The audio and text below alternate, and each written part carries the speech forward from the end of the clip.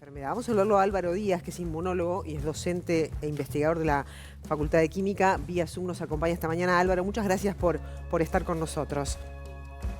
Por favor, gracias a ustedes. Buen día. Bueno, lo primero que queríamos preguntarte es para salir y despejar dudas sobre la vacuna Sinovac, su eficacia.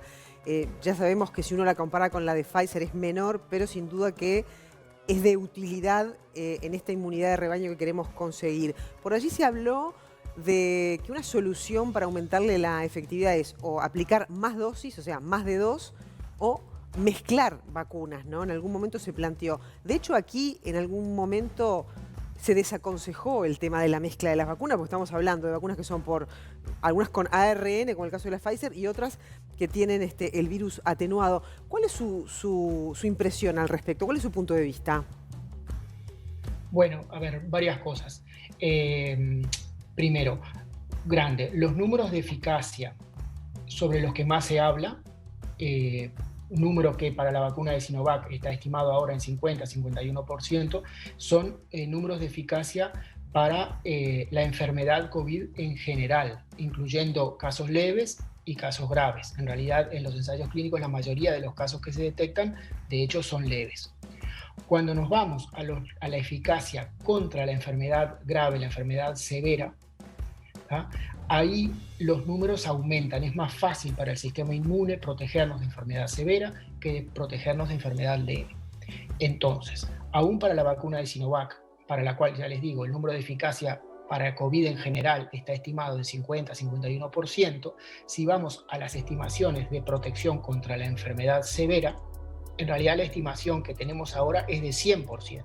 Eso tiene un margen de error grande porque se detectan pocos casos. De hecho, en el ensayo clínico que acaba de ser escrito en un artículo que fue para publicación, todavía no ha sido evaluado, se detectaron 6 casos de COVID severo entre los que recibieron lo que se llama el placebo, que es como un líquido que no tiene la vacuna, contra 0 casos de COVID severo en los vacunados. Eso nos da una estimación del 100% de eficacia. Ahora, ese 100% tiene un margen de error bien grande, por cierto, pero igual, si tomamos el conjunto de lo que se sabe para las diferentes vacunas que se han probado, es claro que es más fácil protegernos del COVID severo que del COVID en general. Y eso también se aplica a la vacuna de Sinovac.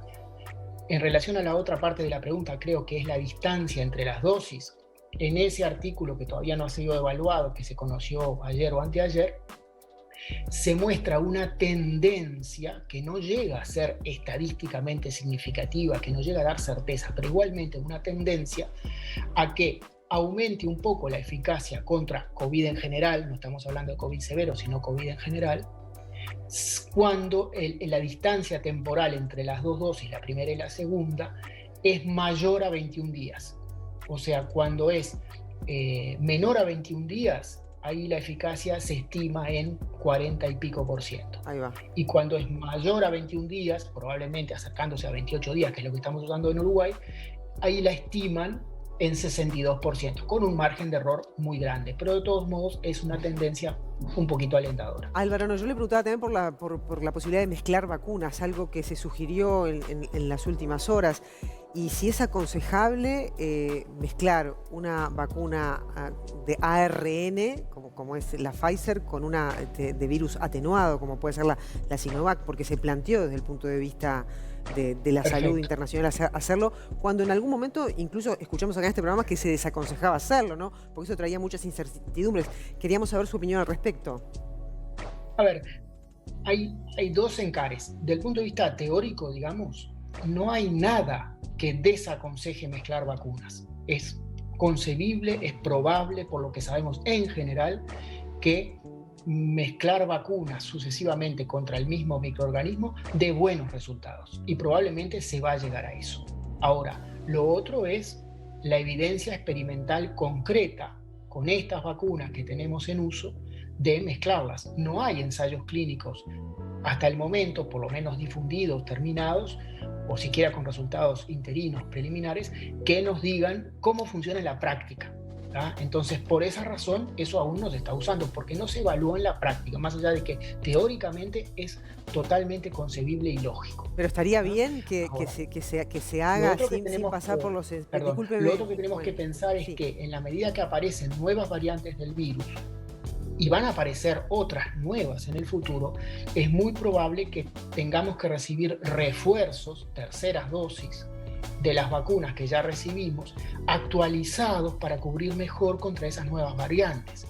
Y en ese contexto también es probable que ocurran de alguna manera cruces de diferentes vacunas. Ya lo veremos en el futuro. Pero lo último que quiero, así entiendo, estamos hablando de una vacuna de ARN con una de virus atenuado, ¿no? Esa mezcla entonces se haría en función de ensayos previos, es decir, no se va a hacer sin antes tener las certezas al 100% de que eso se puede hacer. Seguramente se va a hacer, como tú dices, sobre la base de ensayos clínicos. Bien. Ahora, el mero hecho de que una vacuna utilice ARN mensajero y la otra utilice el virus atenuado, no es un impedimento desde el punto de vista teórico a usar una y después la otra, porque por caminos diferentes, ambas terminan en definitiva presentando al sistema inmune, en particular la proteína esa llamada proteína S, la proteína del pincho, de la espícula del virus, ¿verdad? Para que se generen defensas contra esa proteína, por caminos diferentes, pero terminan en lo mismo, ¿verdad?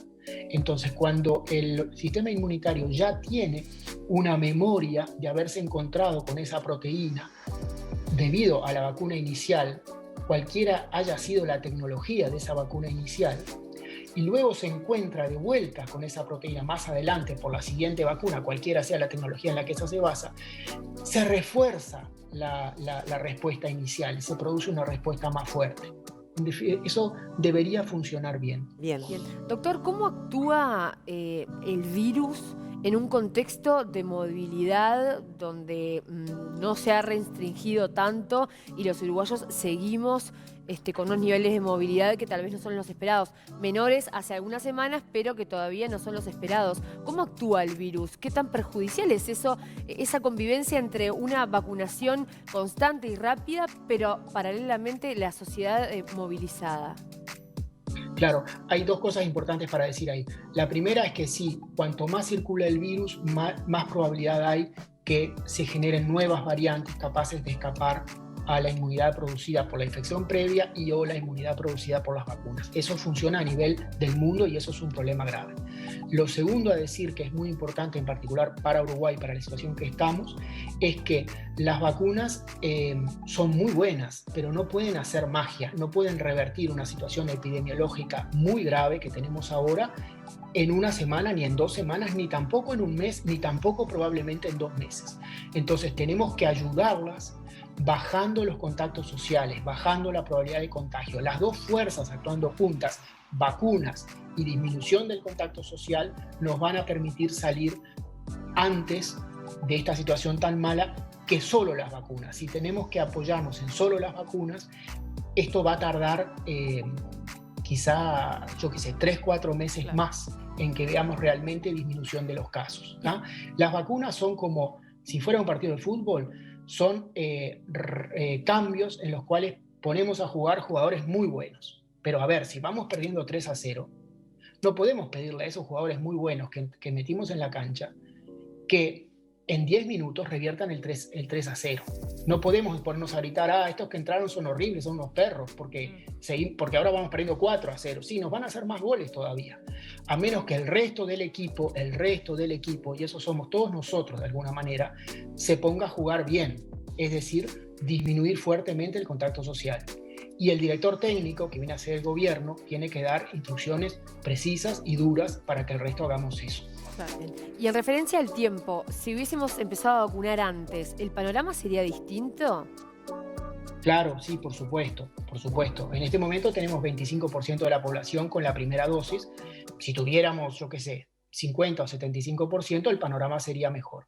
Lo otro que es importante decir es que en lo primero que se va a ver el efecto de las vacunas es en enlentecer y revertir la curva de ingresos a los centros de salud, a los hospitales y en particular ingresos a los CTI. Eso se va a ver antes que el achate, digamos, de la curva de contagios totales. Claro. Porque otra vez, para el sistema inmunológico es más fácil prevenir el COVID severo que prevenir el COVID en general, incluyendo los casos leves. Sí. Entonces, lo primero en lo que nos van a ayudar las vacunas es a revertir el tema de los ingresos a CTI. Recién, mucho después, se va a ver una disminución en el caso de los contagios totales. Y tenemos que ayudar a las vacunas en este periodo de 3-4 meses durante el cual vamos a estar vacunando, ¿verdad? Tenemos que ayudarlas fuertemente, disminuyendo fuertemente el contacto social y la movilidad. Díaz, le quería consultar ahora por la vacuna de AstraZeneca, que se comienza a vacunar esta semana, sobre todo en los departamentos limítrofes con Brasil. Y ayer explicaba el ministro de Salud Pública, Daniel Salinas, en su cuenta de Twitter, que la segunda dosis de esta vacuna se daría a los 90 días. ¿Por qué esa diferencia tan grande con la vacuna de Sinovac, que recién tú explicabas que 28, como está pasando ahora, es lo ideal? ¿Qué pasa con la AstraZeneca? A ver, para la vacuna de Sinovac no es que sepamos que 28 es lo ideal, no sabemos qué pasaría si espaciáramos aún más las dosis, no hay datos. El ensayo clínico no recabó datos de distancias temporales más grandes. En cambio, para la vacuna de AstraZeneca sí barrieron, digamos, todo un rango de distancias temporales entre la primera y la segunda dosis muy amplio. Fueron desde las 4 semanas hasta las 12 semanas. Y la tendencia parece ser clara, si bien si le pedimos significancia estadística formal, no la tiene igualmente, pero la tendencia parece ser muy clara a que cuanto mayor espaciado entre las dos dosis, incluso yendo hasta las 12 semanas, aumenta la eficacia. Entonces, por esas razones, 12 semanas son 4 meses. En Uruguay se eligió correctamente tomar 3 meses, poner 3 meses de distancia entre una dosis y la otra. Ahí va. Lo otro es que ya luego de la primera dosis hay una protección, sobre todo otra vez contra el COVID severo, importante. Entonces esas personas que están esperando la segunda dosis a nivel individual no están fuertemente expuestas al riesgo de morirse de COVID. Por eso también es recomendada para mayores de 60 años, porque tiene mayor protección en la primera dosis. Sí, seguramente tiene, por lo que sabemos que es incompleto, seguramente esta vacuna da mayor protección en la primera dosis que la vacuna de Sinovac. Bueno. Ahora, hay otra cosa muy importante, que es que en Europa se vio que hay un efecto adverso muy poco frecuente, pero grave, que es un efecto de un tipo particular de trombosis, de formación de coágulos en la sangre, que aparece solamente en personas menores de 60 años. Ahí va. Entonces, por eso muchos países están restringiendo el uso de esta vacuna, la de AstraZeneca, a personas mayores de 60 años, en las cuales no se ha visto en decenas de millones de dosis aplicadas que ocurra este problema. Bien, aún en las menores de 60 años el problema es muy poco frecuente. Estamos hablando del orden de un caso cada 100.000, pero de todos modos, siendo un problema grave, se busca evitar. Ahora, Álvaro, eso que usted decía, ¿no es prematuro todavía sacar conclusiones? Es decir, ¿no habría que esperar no requiere un tiempo de espera de más meses para hacer evaluaciones y sacar conclusiones de las certidumbres que dan las vacunas en general? Bueno, lo que pasa es que estamos en una situación de emergencia. Estamos en una situación muy grave. Y son vacunas de emergencia, y a nivel de Uruguay. Entonces, claramente la relación beneficio-riesgo con lo que sabemos hoy es muy favorable, ¿verdad?, a la vacunación. En este momento, la probabilidad de tener un problema debido a recibir una vacuna es muchísimo menor a la probabilidad de tener un problema causado por la enfermedad COVID-19. Ahí va. Álvaro, le quería preguntar si usted comparte el concepto de que la baja eficacia se suple con la alta cobertura. Sí, claro, la baja eficacia se suple con la alta cobertura, en buena medida. En el extremo, si queremos llegar a ese ideal, que es el ideal de inmunidad de rebaño sin distanciamiento social, es decir, realmente poder volver a aglomerarnos, etcétera, etcétera, con cero riesgo de contagio, allí una vacuna de baja eficacia contra COVID en general, ¿verdad?, ya no contra el COVID severo, puede ser limitante. Podría ser limitante, pero en este momento claramente, ¿verdad?, la opción es a favor de las vacunas que consigamos mientras estén probadas y sean razonablemente buenas, porque además nada nos impide, y volvemos al mismo tema que ya mencionamos, después dar refuerzos de esa vacuna, Claro. tal que esos refuerzos aumenten la eficacia, ¿verdad? De hecho, la propia gente de China, de Sinovac, admitió, no de Sinovac, perdón, del ente regulador chino, admitió que las vacunas que ellos están produciendo, Sinovac, Sinopharm, tienen eficacias menores contra COVID en general que la vacuna, por ejemplo, de Pfizer. Pero ya entraron a hablar de generar terceras dosis, que es una forma de mejorarle la eficacia. Doctor, si pensamos a futuro, ¿no? Uruguay viene vacunando de manera interesante, sobre todo comparativamente con la región, pero a nivel de casos podríamos compararlo con Brasil o incluso aún peor. ¿Cómo puede actuar el virus a futuro en Uruguay si Uruguay, aunque haya vacunado, sus vecinos como Argentina y como Brasil, vienen en muy bajos niveles de vacunación? ¿Cómo puede afectarnos al Uruguay? Bueno, nos puede afectar a través del surgimiento de nuevas variantes. En este momento Brasil tiene una situación caótica y parece claro que así como surgió la variante P1, están surgiendo o van a surgir nuevas variantes de preocupación.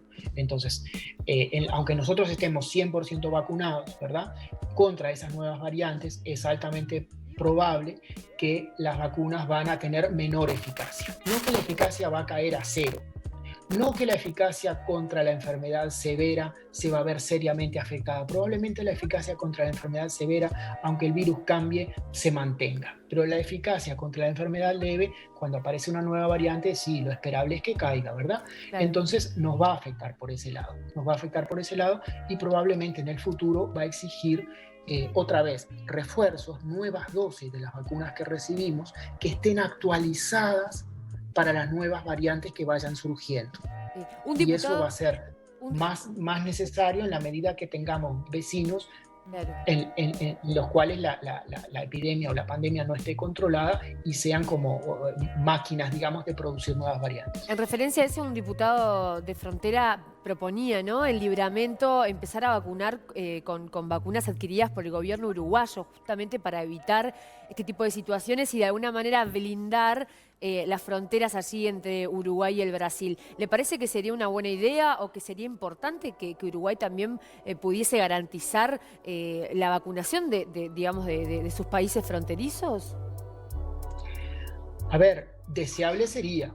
Hay que ver si es posible. Claro, los recursos. O sea, eso depende de las dosis de vacunas que tengamos, de la capacidad de vacunar que tengamos, de un montón de cosas logísticas, económicas y políticas que yo no puedo evaluar. Deseable sería. También sería deseable que a nivel de frontera se cerraran los comercios, excepto los indispensables, de manera de evitar el tráfico de personas, por ejemplo, en particular entre Brasil y Uruguay, que no vienen a comprar comida o medicamentos, vienen a comprar ropa o artículos para el hogar. Y podríamos achicar eso, ¿no? Claro, le quería preguntar, lo quería llevar un poco al sistema inmunológico de los niños, ¿no? Desde el inicio de esta pandemia se dijo que el niño que podía contagiar pero era asintomático, después se dijo que sí, que efectivamente después fueron apareciendo casos. ¿Hay diferencias entre el sistema inmunológico de los niños comparativamente con el de los adultos? Y la segunda es, el hecho de inmunizar a la población que está por encima de los 18, ¿plantea el corrimiento del virus hacia poblaciones más jóvenes? Y lo tercero es si está de acuerdo con la vacunación en niños. A ver, con la variante original del virus se veía poca frecuencia de infección en niños. Eso no necesariamente tiene por qué ser estrictamente inmunológico.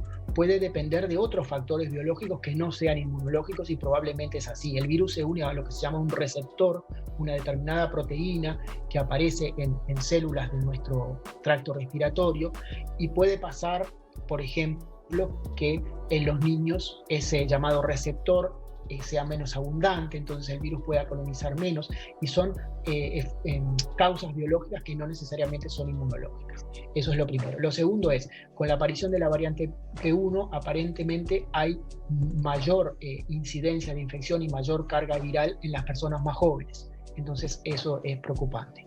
Eso cambia la situación.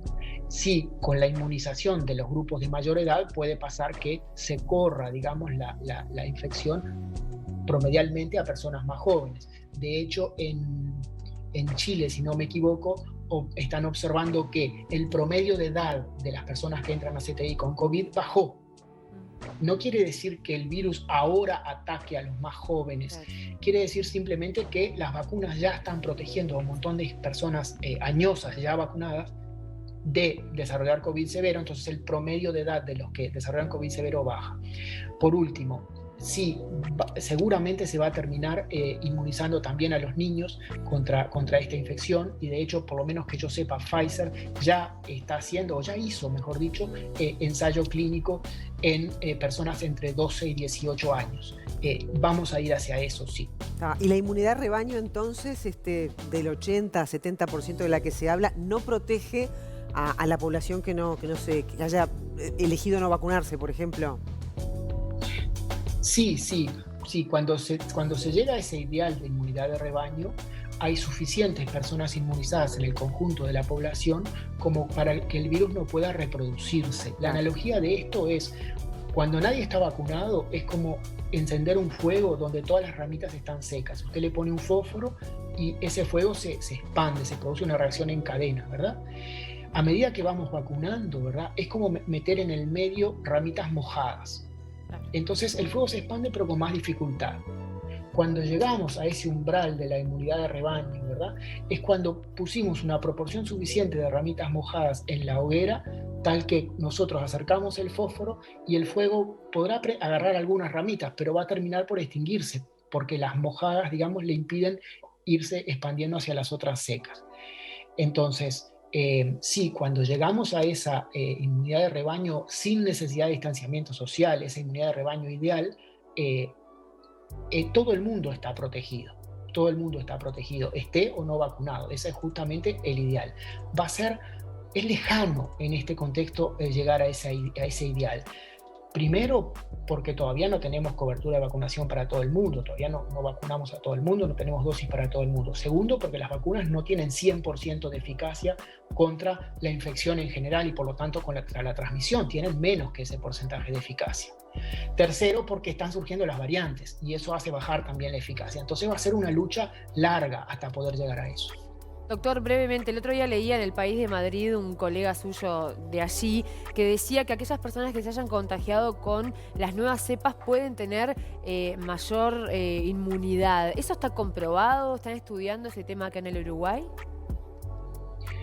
Bueno, no vi ese comentario y por lo tanto me cuesta un poco comentar sin saber mayor detalle.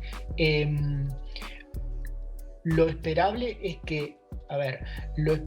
que cuando uno se contagia con una cepa, ¿verdad?, frente a otra cepa diferente, otra variante diferente, tenga un poco menor inmunidad, pero de todos modos tenga inmunidad. En particular, un montón de ramas del sistema inmunitario, que no necesariamente son los anticuerpos ya listos, sino otras partes del sistema inmunitario, que no nos van a proteger contra que el virus colonice en primer lugar, pero sí nos van a proteger contra que la infección se agrave y se vaya a COVID severo. Esas es de esperar que se mantengan, que funcionen igual, más allá de que hayamos pasado por una infección con una variante y después nos encontremos con otra variante. Correcto. No sé si eso responde bien a tu pregunta. Sí, perfecto. Álvaro, muchísimas gracias por acompañarnos esta mañana. Por favor, gracias a ustedes.